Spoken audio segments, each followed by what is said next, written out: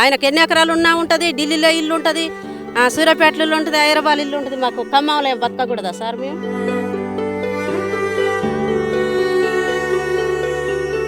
ఇల్లీగల్గా ఇదే ప్రభుత్వ ల్యాండ్లో ఉంటున్నామంటే మేము ఇక్కడ ఇల్లు లేచిన ఒక నెలకే మమ్మల్ని ఇక్కడి నుంచి పంపించేయాలి.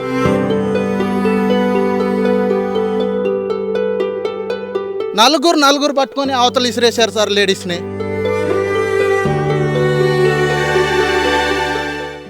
నమస్తే.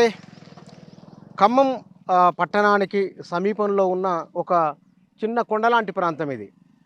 సోషల్ మీడియాలో ఈ 4-5 రోజులుగా ఏడుపులు, తమ భవిష్యత్తు ఏమిటని ప్రభుత్వాన్ని విమర్శిస్తున్న, ప్రభుత్వాన్ని ప్రశ్నిస్తున్న వీడియోలు విస్తృతంగా తిరుగుతూ ఉన్నాయి. అది వెలుగుమట్ల దగ్గర ఆ గుట్టపైకి రావడానికి వస్తూనే మనకు ఎదురయ్యేది ఒక చిన్న దేవాలయం. ఈ దేవాలయము, ఆ పైన నివాస గృహాలు. అవన్నీ మనం ఒక 30 ఏళ్ల కింద లాతూర్లో భూకంపం వచ్చినప్పుడు ఆ ప్రకంపనల ధాటికి కూలిపోయిన ఇండ్ల దృశ్యాలు ఉన్నాయి. బహుశా ఇప్పటి వాళ్లకు అంత గుర్తు లేకపోవచ్చునేమో, కానీ ఇప్పుడు ఒక 50 ఏళ్ళు 60 ఏళ్ళ వయసున్న వాళ్లకు ఆ లాతూరు భూకంప దృశ్యాలు గుర్తొస్తాయి. ఇంకా రీసెంట్గా గుర్తు రావాలంటే కనుక అప్పట్లో హైదరాబాద్ నగరంలో ఫ్లైఓవర్ కడుతున్నప్పుడు, రోడ్ల విస్తరణ చేస్తున్న సందర్భంలో ఇట్లాంటి దృశ్యాలు కనబడినాయి. కానీ అది ఆయా సందర్భాలు వేరు. ఇవాళ కనబడుతున్నది వాళ్ళు నివాస గృహాలు, కొంతమంది అప్పులు చేసుకున్న వాళ్ళు, జీవించేందుకు స్థలం దొరికింది కానీ ఒక ఆశతో ఉన్న వాళ్ళ నివాస సముదాయాలు ఇవి.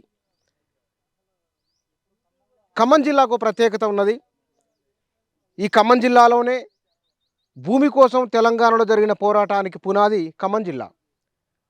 ఇక్కడున్న ప్రజలు తిరుగుబాటు చేసిన తర్వాతనే ఆనాడు కమ్యూనిస్ట్ పార్టీ సాయుధ పోరాటాన్ని ప్రారంభించింది. ఇది చరిత్ర. ఆ తర్వాత భూమి చుట్టూనే సమస్య జరిగింది. ఉమ్మడి రాష్ట్రంలో మనకు ముదిగొండ బహుశా గుర్తుండే ఉంటుంది. ముదిగొండలో జరిగింది కాల్పులు. అక్కడ పేద ప్రజల ఇండ్ల నివాస స్థలాలే చాలా ప్రధాన అంశం. ఇవాళ వెలుగుమట్ల ఇక్కడ వీరు నిర్మించుకున్న గృహాలను కూల్చివేసిన ఒకానొక దృశ్యం ఇక్కడ బాధితుల ఆవేదన మరో రూపంలో కనబడుతూ ఉన్నది. ఇదంతా కూడా నిన్న మంత్రి మాట్లాడిన మాటలు. పేదవాళ్ళు ఎవరైతే ఉన్నారో అర్హులైన వారికి ఇండ్లు నిర్మించిస్తామని, కట్టుకున్న ఇళ్లను కూల్చి మరోసారి ఇండ్లు నిర్మిస్తామని చెప్పడం ఏమిటనే ప్రశ్న కూడా వస్తూ ఉన్నది. ఇందులో కొంత గందరగోళం ఉన్నదని, ఈ గందరగోళమే లేదా కొందరు పేదవాళ్ళ నుంచి డబ్బులు తీసుకొని ఇండ్లు నిర్మించి ఇచ్చారని నిన్న మంత్రి మాట్లాడిన మాటలు. ఎవరి ఆర్గ్యుమెంట్ ఎట్లా ఉన్నా సరే కూలిపోయింది మాత్రం పేదల ఇల్లు. మొదలు దీని చరిత్ర ఏమిటో, భూదాన్ భూములు. ఈ భూదాన్ భూములకు ఒక చారిత్రక కోణం ఉన్నది. ఆ చారిత్రక కోణము 1946-47 నాటికి తెలంగాణలో భారీ ఎత్తున కమ్యూనిస్ట్ పార్టీ పోరాటం చేస్తున్నది. అదే సందర్భంలో ఆచార్య వినోబాబావే ఆయన భూస్వాముల నుంచి ఆ భూములు తీసుకుంటున్నారు. ఎందుకోసం తీసుకున్నారు వారు అంటే, ఎవరైతే భూమి లేని వారు ఉంటారో ఆ భూమి లేని వారికి ఆ భూములు ఇవ్వాలని దాని ప్రధాన ఉద్దేశం. మనకు ఉమ్మడి నల్గొండ జిల్లాలో భూదాన్ పోచంపల్లి అని ఉంది. ఈ భూదాన్ పోచంపల్లిలో మొదలు ఒక రెడ్డి సామాజిక వర్గానికి సంబంధించిన వారు తనకున్న భూమిలో కొంత భాగాన్ని భూదాన ఉద్యమానికి భూమి దానంగా ఇవ్వడం. వెదిరే రామచంద్రారెడ్డి ఆయన పేరు, ఆ గ్రామం చరిత్రలో రికార్డ్ అయి ఉన్నది. కాలక్రమంలో భూ సంబంధాలలో మార్పులు వచ్చినాయి. భూమి ఒకప్పుడు వ్యవసాయానికి, ఇవాళ భూమి రియల్ ఎస్టేట్. గ్రామీణ ప్రాంతం, ఇప్పుడు హైదరాబాద్ నగరం నుంచి తెలంగాణలో ఈ రోడ్డు, రాష్ట్ర రహదారులు, జాతీయ రహదారులు అంటే ఎంత దూరం వెళ్ళినా సరే మనకు వెంచర్లు కానొస్తాయి, లేఅవుట్ కానొస్తాయి. ఇక్కడ చూడండి, గుట్ట నుంచి కిందికి చూస్తే కనుక ఈ మొత్తం లేఅవుట్లో ఉన్నాయి. ఖమ్మం జిల్లా ఆ మున్నేరు దాటిన తర్వాత నుంచి అసలు ఇండ్లే లేవు 20 ఏళ్ళ కింద వరకు. ఇవాళ మున్నేరు అవతల ఇండ్లు వచ్చినాయి, మున్నేరు అవతల వెంచర్లు వచ్చినాయి. ఇక్కడ నుంచి మొదలుకుంటే హైదరాబాద్ పోయే వరకు వెంచరు లేని ప్రాంతం లేదు. మొత్తం ఈ 230 కిలోమీటర్ల మేర వెంచర్లే ఉన్నాయి. అంటే భూమి వ్యవసాయ సంబంధాల నుంచి వ్యాపార సంబంధంలోకి వచ్చింది. భూమి చిన్న చిన్న నివాస గృహాల నుంచి షాపింగ్ మాల్స్, సినిమా హాళ్ళు, పెద్ద పెద్ద ఫంక్షన్ హాళ్ళు వీటిగా మారిపోయింది భూమి. అంటే భూ సంబంధాల వినియోగంలో మార్పు వచ్చింది. ఇక్కడనే గమనించవలసింది పేదవాళ్లకు ప్రభుత్వ ఆలోచన విధానంలో మార్పు వచ్చింది.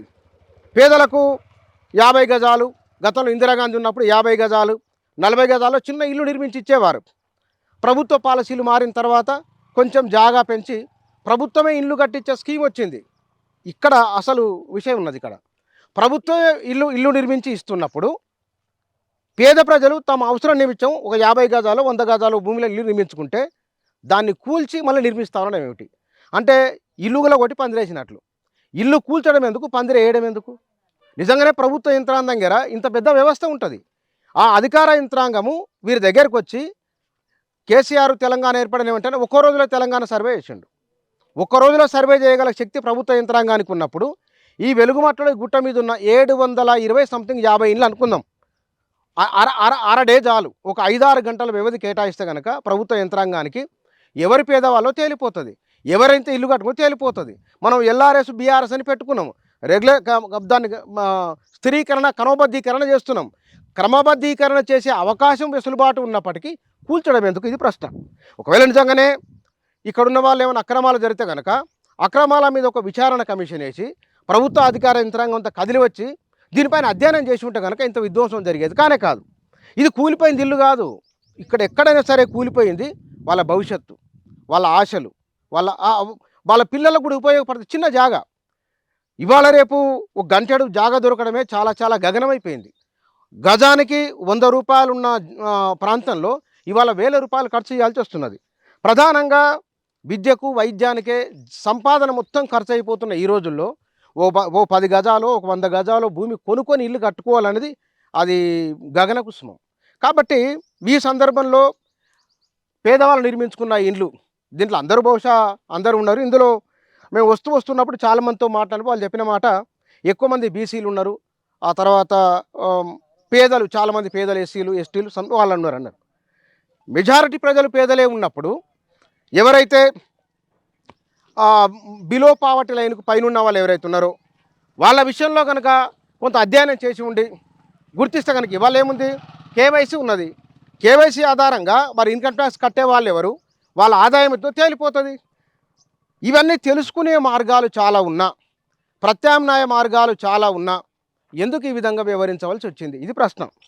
సరే, ప్రభుత్వము ఇవాళ అంటున్నారు తమది ప్రజాప్రభుత్వం అని, తమది పేదల ప్రభుత్వం అని, పేదల కోసమే తామున్నామని అంటున్నారు. బహుశా పేదలకు పేటెంట్ తమకే ఉందని చెప్తున్నారు. కానీ ఏడ్పించే పేటెంట్ ఎవరికి ఉంది? బాధ పెట్టే పేటెంట్ ఎవరికి ఉండదు కదా.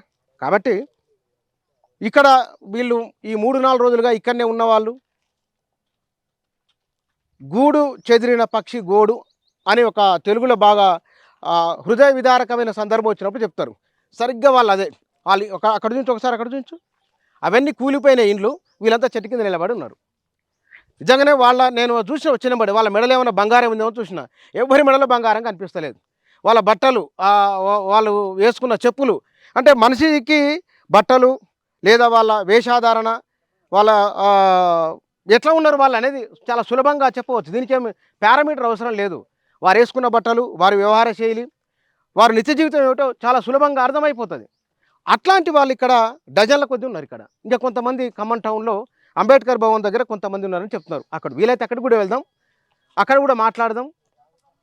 బహుశా ప్రభుత్వ స్పందన ఏమిటి అనేది నిన్న పొంగులేటి శ్రీనివాసరెడ్డి మాట్లాడిన తర్వాత అర్థమైపోయింది. అంటే ప్రభుత్వం ఏ ఆలోచనతో ఉన్నది, వీరి విషయంలో ప్రభుత్వం ఏం చేయబోతున్నదో కూడా తెలుసు. కానీ వీరు కోరుకుంటున్నది ఏమిటి, ప్రభుత్వం దగ్గర నుంచి వీరు ఆశిస్తున్నది ఏమిటి, ప్రభుత్వం ఇట్లా కాకుండా ఏ విధంగా వ్యవహరిస్తే బాగుండేది అని వాళ్ళు భావిస్తున్నారో తెలుసుకుందాం. ముందు ఇలా కొంతమంది వీళ్ళతో మాట్లాడి ఆ తర్వాత ఈ ఏరియా మొత్తం తిరిగి చూద్దాం. ఇక్కడ ఉన్నారు వీళ్ళంతా. బహుశా ఈ 3-4 రోజుల నుంచి వీళ్ళంతా ఇక్కడనే ఉన్నట్లున్నది. మంత్రి అనగా నిన్న 6 లక్షలు 5 లక్షలు ఇచ్చి జాగాలు ఇచ్చారు జనాలకు అన్నారు. అది నిజమా? ఫస్ట్ అది క్లారిటీ ఉండడం కోసమే 100 గజాలు ప్రభుత్వం ఇవ్వకపోగా ఉన్న ఇల్లుని తీసేయటం ధర్మమా? ప్రభుత్వం ఇవ్వాలి. ఇప్పుడు 5 లక్షల ఇల్లు కట్టిస్తా అంటుంది. 5 లక్షల ఇల్లు కట్టేయకపోగా ఉన్న 5 లక్షల ఇల్లు పడేస్తే ఇప్పుడు ఎవరు నష్టపోయారు? మేము నష్టపోయాం కదా. వాళ్ళు ఇచ్చేది ఏంది? ఉన్నదాన్ని తీసేసి వాళ్ళు ఇవ్వటం ఏంది? ఆ రోజు ఏం జరిగిందో చెప్పు. ఆ రోజు ఉదయం 6 నుంచి మొదలు పెట్టారండి. మేము 5:30, 6 నుంచి మొదలు పెట్టారు. ఇంకా మేము లేవలేదు. అప్పటి నుంచి స్టార్ట్ చేసి అసలు మేము మొత్తుకున్నా, ఏడ్చినా, ఏం చేసినా కూడా అసలు క్రూరం. అదే ఇక పోలీస్ దౌర్జన్యం అని చెప్తున్నా సార్ దీనికి.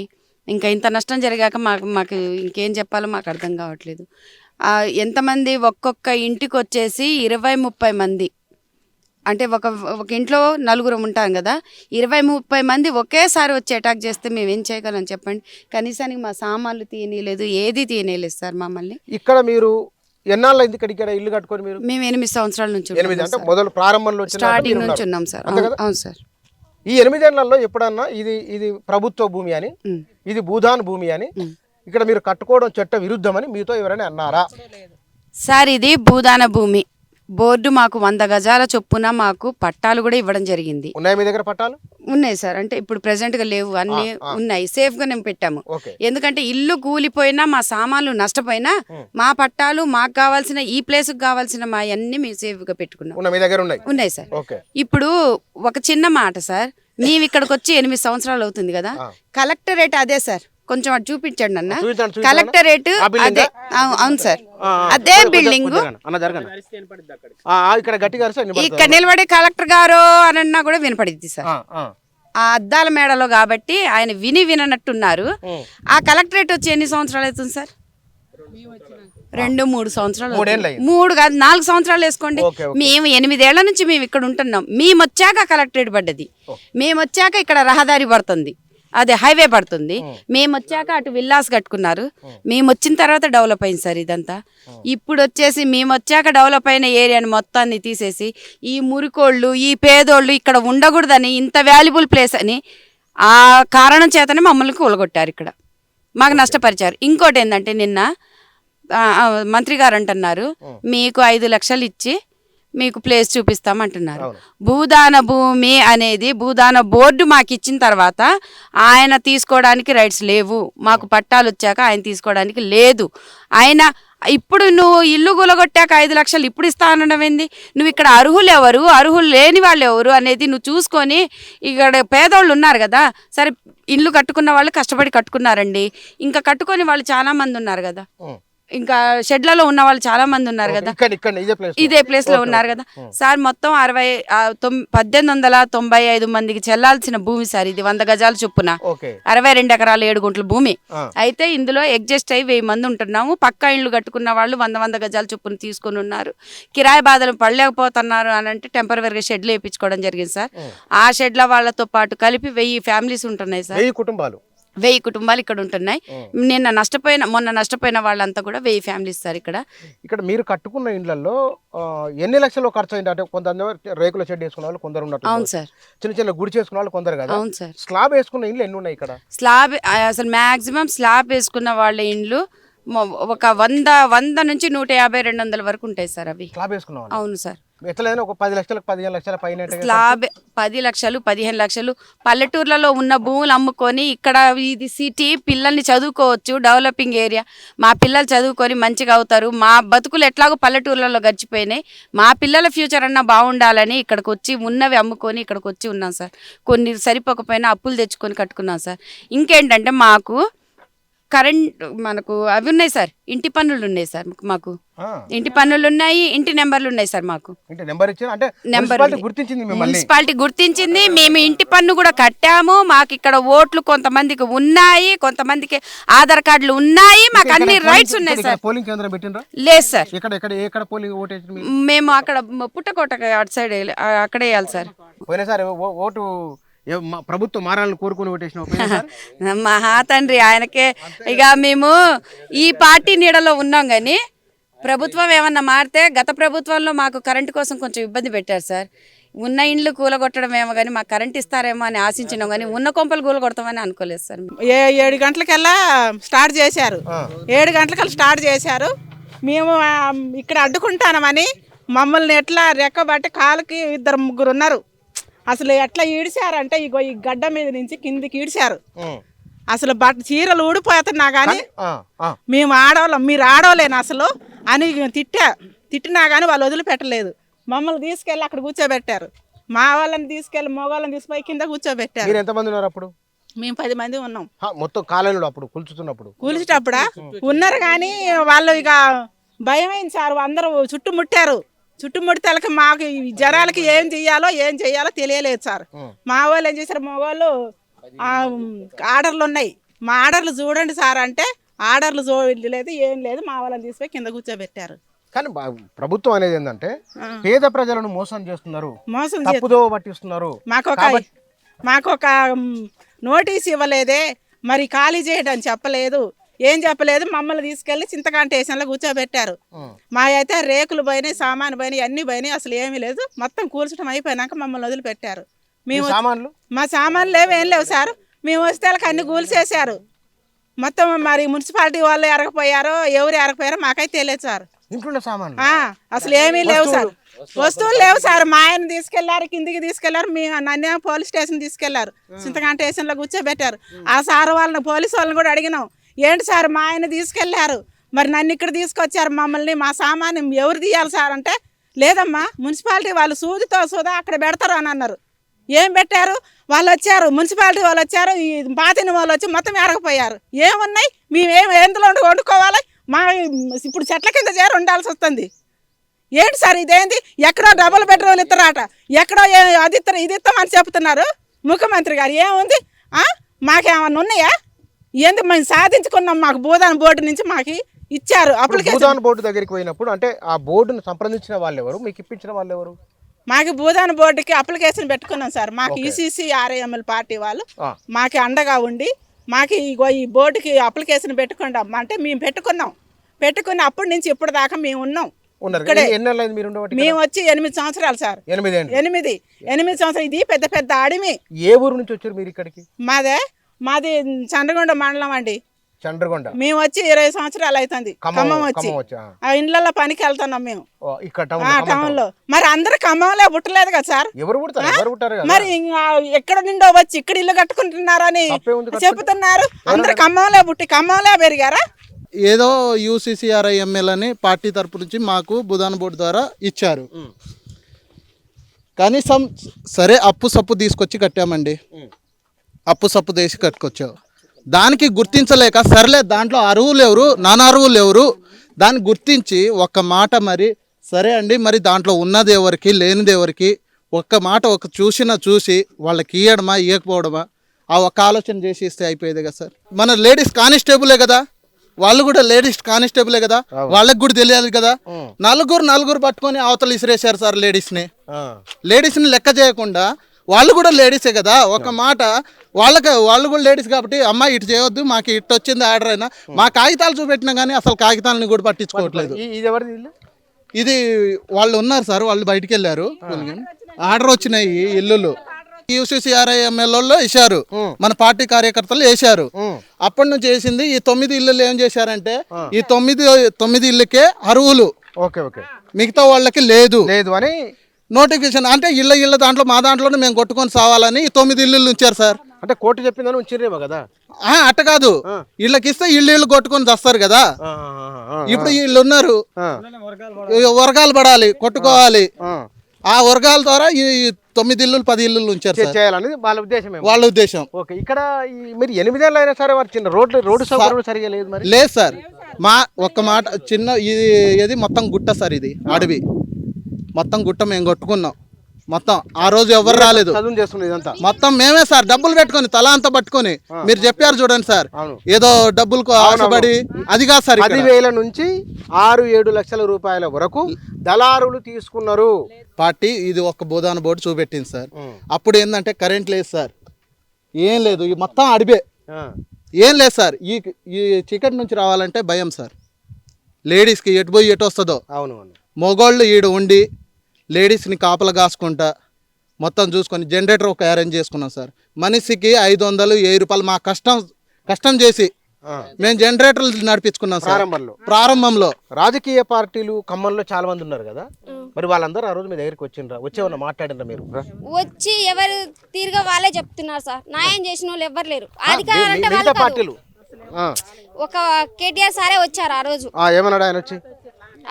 తెల్లారి వచ్చి మీకు ఇట్లా న్యాయం జరగలేదు, అన్యాయం చేసిండు, నేను న్యాయం చేస్తా అని చెప్తున్నాడు. కానీ ఒక మాట నాకేమన్నారంటే గతంలో ఉన్న టీఆర్ఎస్ ప్రభుత్వం కూడా కూల్చాలనుకున్నది వీటిని, కానీ కూల్చలేకపోయింది అన్నారు, నిజమేనా? నిజమే సార్, అది ఆ? నిజమే సార్, మంత్రి అన్నాడు ఆ మాట? నిజమే సార్. ఆ? మంత్రి అన్నారు కదా మాట. అవును సార్. నీవేం చెప్తావు గవర్నమెంట్ గా చెప్పట్టుకో. మేము 8 ఏళ్ళు అయింది సార్ వచ్చి. ఎక్కడి నుంచి వచ్చారు మీరు?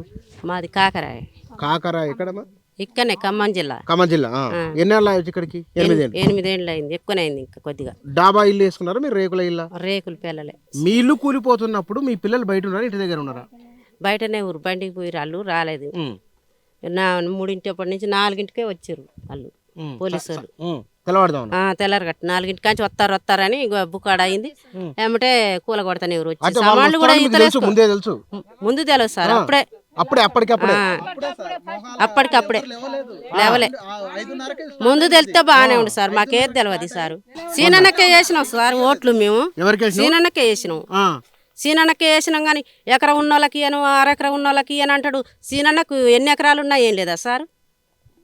ఆయనకు ఎన్ని ఎకరాలు ఉన్నా ఉంటుంది, ఢిల్లీలో ఇల్లు ఉంటుంది, సూర్యాపేటలో ఉంటుంది, హైదరాబాద్ ఇల్లు ఉంటుంది. మాకు ఖమ్మంలో బతకకూడదా సార్ మేము? ఈమె ప్రశ్నకు గవర్నమెంట్ సమాధానం చెప్పాలి. స్ట్రైట్ క్వశ్చన్, అందులో భర్త పేచీ లేదు, మర్మము లేదు. చాలా ఓపెన్గా ఇక్కడి వాళ్ళు అడుగుతున్నారు.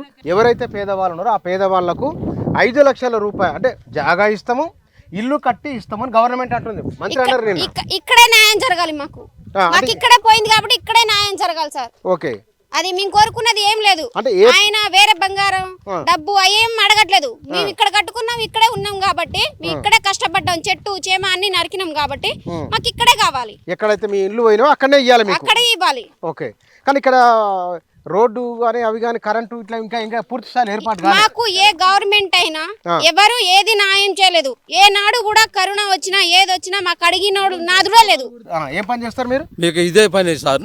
ఇందులో పార్టీలో కూలి పని ఇట్లా చేసుకుంటే మరి ఒక కార్యకర్త లేక మేము చేస్తున్నాం. చేసే వాళ్ళకి ఏమి చేస్తున్నారు అంటే మేము నిర్బంధంగా మాట్లాడినామని లక్షలు తీసుకున్నారని. అబద్ధం అది, అది ఆబద్ధం.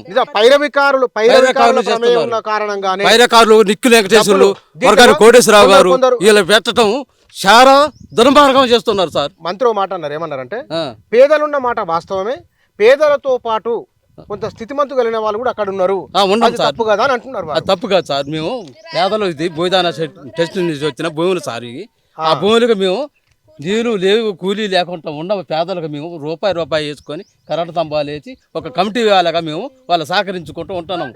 గవర్నమెంట్ ఏమి ఆదుకోవటంలే. ఆదుకున్నప్పుడు మేము ఒక బ్యాచ్ లేకంటే మాకు ఒక యూనిట్గా ఒక కమిటీ చెప్పింది. ఆ పనులు మేము చేసుకుంటే జనాలకు చేస్తే మేము డబ్బు తీసుకున్న దుర్మార్గులు చెప్పి వాళ్ళు అదే పార్టీ సార్. మేము లీడర్ దానికి లేదు, కార్యకర్తగా చేస్తున్నాం సార్ మేము. అంటే మొత్తం ఇక్కడ 700 పైచిలుకు నివాసాలు అనేది పత్రికల్లో వచ్చింది. ప్రభుత్వం కూడా అదే మాట అంటున్నది. సార్ ఇప్పుడు ఈ రోడ్ పైన కరెంట్ పోల్స్ పడి ఉన్నాయి కదా, అవి మేము సార్ మాకు ఇక్కడ కష్టపడి పని చేస్తేనే గానీ పూటకెళ్ళదు సార్. అలాంటిది ఇంటికి 1500 వేసుకొని ఆ ఫోల్స్ మేమే తెచ్చుకున్నాం సార్. మేమే తెచ్చుకొని వైర్లు అన్ని మేమే తెచ్చుకొని ఇదే 62 ఎకరాల 7 కుంటల ల్యాండ్ లో ఉన్నటువంటి కస్తూర్బా హాస్టల్ ఉంది కదా, అందులో 2 డీబీలు ఉన్నాయి సార్. అయితే ఆ డీబీ నుంచి కనెక్షన్ పెట్టుకొని ఎన్ని రోజులని ఇబ్బంది పడతామని ఆ ఫోల్స్ మేమే తెప్పించుకొని ఇంటుదే ఈ 9 మెంబర్స్ కి స్టే వచ్చింది కదా కూల్చకుండా, అవి ఆపారు. ఎన్ని గజాలు ఉంటాయమ్మా ఇవి? 100 గజాలు సార్. ఎవరికైనా 100 గజాలే సార్. ఇక్కడ ఒక్కొక్కటి 100 గజాలు. పెద్ద ఇల్లు ఉంది కదా ఇది. చాలా ఉన్నాయి సార్ అలాంటివి చాలా ఉన్నాయి. ఎక్కడ అసలు అప్పు తెచ్చుకొని అన్ని అమ్ముకొని వచ్చి ఉన్నంతలో కట్టుకున్నారు సార్. ఆయనతో కూడా కట్టుకొని ఉండకూడదా చెప్పండి సార్? 8 సంవత్సరాలు ఇగో ఇదే రోడ్లు, ఈ రోడ్ల మీదే తిరుగుతున్నాం సార్. ఇక్కడే ఉన్నాం సార్, ఇక్కడే డెలివరీ అయ్యాం. మాకు ఇక్కడ ఒక ట్రస్ట్ వాళ్ళు బోర్లు వేయించి వాటర్ ట్యాంకర్ ఇస్తే ఆ ట్యాంకర్తో నడుపుకుంటున్నాం సార్. ఇంతవరకు కరెంటు వాటర్ ఫెసిలిటీ ఏమీ లేదు.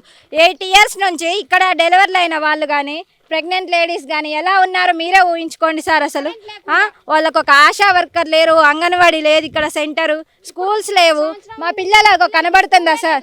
వెంకటాయపాలెం అక్కడ నడిచి వెళ్తారు సార్ స్కూల్కి. గవర్నమెంట్ ఇక్కడ నుంచి 2 కిలోమీటర్స్ ఉంటుంది. మా ఖర్చులకు మాకు ఏ ప్రభుత్వమో మాకు ఆదుకోవట్లేదు కాబట్టి మాకు మేము ఫండ్స్ లాగా వేసుకొని ఇంటికో 200 300 వేసుకొని మేము ఇలా నడుస్తున్న తరుణంలో ఇక్కడ డబ్బులు తీసుకుంటున్నారని అట్లా సృష్టించారు. సరే అవి ఇక వార్తలు వస్తూనే ఉంటాయి, అయినా మేము తగ్గలేదు, మేము ఉండే విధంగా ఉన్నాము. ఇన్ని రోజులు పట్టించుకోలేదు. మాకు నిజంగా మేము అదే ఇల్లీగల్గా ఇదే ప్రభుత్వ ల్యాండ్లో ఉంటున్నామంటే మేము ఇక్కడ ఇల్లు లేచిన 1 నెలకే మమ్మల్ని ఇక్కడ నుంచి పంపించేయాలి, లేదా 1 సంవత్సరానికి ఇక్కడ నుంచి తీసేసినా బాగుండేది. లేదా నిజంగా మీరు ఇబ్బంది పడకూడదు అమ్మ ప్రజలు అనేసి మాకు వేరే చోట అకామిడేషన్ అరేంజ్ చేసన్నా, మమ్మల్ని జాగ్రత్తగా అక్కడికి పంపించైనా, ఇక్కడ కూల్చివేతలు జరిపినా బాగుండేది కదా. మరి మాకు ఏ ఇన్ఫర్మేషన్ ఇవ్వకుండా ఇదంతా చేసేసి ఇప్పుడు మేము రోడ్డు మీద ఉంటున్నాం సార్. అక్కడ అంబేద్కర్ భవన్లో షెల్టర్ ఇచ్చామంటున్నారు, అక్కడికి వచ్చి చూడండి అక్కడ పరిస్థితులు ఎలా ఉన్నాయో. పడుకోవడానికి, తినడానికి, అక్కడ పడుకోవడానికి, అసలు లేడీస్కి వాష్రూమ్స్కి కానీ ఎంత ఇబ్బంది పడుతున్నారో తెలుసా? అసలు అక్కడ పరిస్థితి చూడలేరు. దోమలు కానీ, చిన్న చిన్న పిల్లలు, డెలివరీ అయిన వాళ్ళు కూడా అక్కడే ఉన్నారు. ఎంతమంది ఉంటారు అక్కడ? 2 3 ఉన్నారు సార్, చిన్న చిన్న పిల్లలు. ఏరియా వాళ్ళంతా అక్కడే ఉన్నారు ఇప్పుడు? అక్కడే ఉన్నారు సార్, అక్కడే ఉన్నారు. రోడ్డు మీదే బతుకుతున్నారు సార్. అక్కడ ఇక్కడ వెలుగుమట్ల ఫోటోలు, సోషల్ మీడియాలో వచ్చిన ఫోటోలు, ఆ ఫోటోల కింద క్యాప్షన్లు చూడగానే ఆ దృశ్యము ఎవరికైనా వేదన కలిగిస్తుంది. ఇట్లా ఉన్నది ఏమిటని. ఇవాళ ఇక్కడ నుంచి వారు ప్రభుత్వం ముందు పెడుతున్న ప్రతిపాదనలు, గవర్నమెంట్ సహాయం చేస్తామని అంటున్నారు, కానీ దానికి పూర్వరంగంలో చేయాల్సిన పని చేస్తే బాగుండేది. అది చేయలేదు. ఒకటి, ఇక్కడున్న పేదవాళ్ళతో సంప్రదింపులు జరిపి పలానా దగ్గర లేదా ఇక్కడనే లేదా మరో చోట ఎట్లా ఇల్లు కట్టి ఇవ్వబోతున్నారో కూడా చెప్పి ఉంటే బాగుండేది. ఒకేసారి అందరినీ రోడ్డు పాలు చేయడం, ఇది ఒకటి మానసికంగా వేదన కలిగించడము, రెండోది వారి ఇన్నాళ్ళు కష్టపడి కట్టుకున్న ఇంట్లో డబ్బులు వృధా కావడం, రేపేమిటో కూడా వారికి తెలియకుండా అయిపోవడం. ఇవి ఈ మొత్తం ఒక అగమ్య గోచరానికి, గందరగోళానికి ఉదాహరణగా ఈ ప్రాంతం నిలబడింది, కనబడుతున్నది. ఇప్పుడు ఇక్కడ అంబేద్కర్ భవన్లో స్థానికంగా ఇక ఒక మాటలో చెప్పాలంటే వీరు నిర్వాసితులు అనవచ్చు. వీరందరినీ ఆ నిరాశ్రయాలను తీసుకెళ్ళి అక్కడ ఉంచిరట. మరి అక్కడ వెళ్ళి చూసి అక్కడ మాట్లాడదాము. ఎవరన్నా అధికార యంత్రాంగము, నిన్న అట్లాగో ప్రభుత్వ స్పందన ఉన్నది కాబట్టి అధికార యంత్రాంగం అక్కడ చేసిన ఏర్పాట్లు ఏమిటి అనేది కూడా ఒకసారి అక్కడ చూద్దాం. అక్కడ కొంతమందితో మాట్లాడే ప్రయత్నం చేద్దాం.